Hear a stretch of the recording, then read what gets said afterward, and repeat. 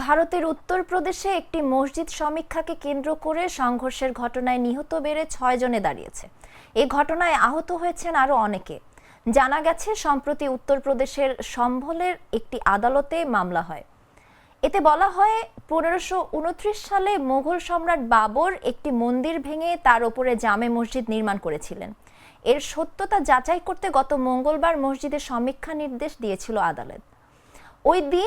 ওই দিন থেকেই এলাকায় উত্তেজনা ছড়াতে থাকে।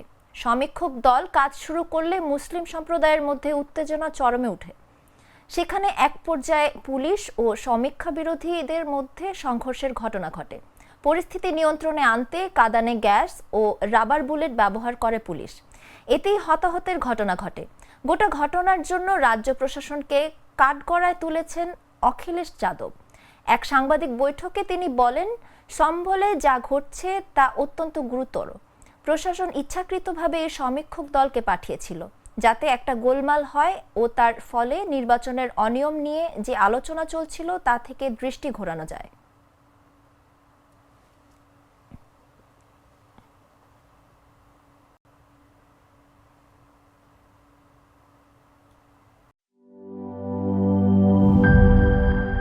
স্যার, আমাদের নতুন প্রোডাক্ট সিক্সার্স দেখতে তো ভালো, খেতেও ভালো। তুমি একটু বেশিই বলো। জানি স্যার, বিশ্বাস করবেন না, তাই সুপার স্লো মোশন ক্যামেরা নিয়ে এসেছি।